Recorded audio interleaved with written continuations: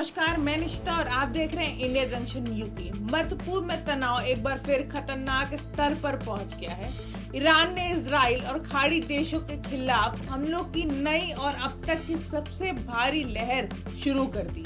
Reports के मुताबिक Tehran ने दावा किया है कि उसने इजराइल के कई शहरों पर लगभग 3 घंटे तक लगातार मिसाइलों की बौछार की, जिससे यरूशलेम और तेल अवीव समेत कई इलाकों में एयर रेड सायरन बजने लगे और धमाकों की आवाजें भी सुनाई दी।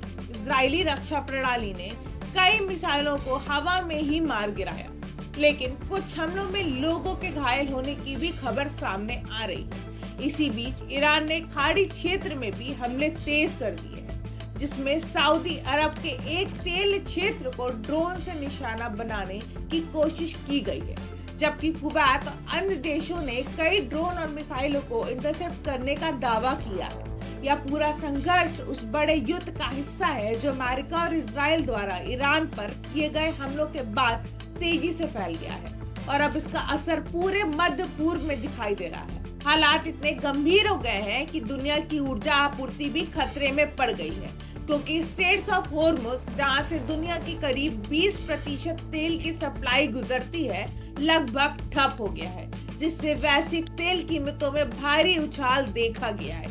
इसी संकट को देखते हुए G7 देशों ने आपात बैठक बुलाने का फैसला किया है और अंतर्राष्ट्रीय ऊर्जा एजेंसी दुनिया के इतिहास की सबसे बड़ी रणनीतिक तेल भंडार रिलीज पर विचार कर रही है, ताकि बाजार में बढ़ती कीमतों पे काबू किया जा सके। विशेषज्ञों का कहना है कि अगर यह संघर्ष लंबा खिंचता है तो न केवल मध्य पूर्व बल्कि पूरी दुनिया की अर्थव्यवस्था पर इसका गंभीर असर पड़ सकता है, क्योंकि तेल की कीमतें $100 प्रति बैरल से ऊपर जा चुकी है और महंगाई का खतरा भी बढ़ रहा है। इसी बीच अमेरिका ने चेतावनी दी है कि यदि ईरान ने स्ट्रेट्स ऑफ हॉर्मुज में खदानें बिछाने या तेल आपूर्ति रोकने की कोशिश की तो उसे गंभीर सैन्य परिणाम भुगतने पड़ सकते हैं।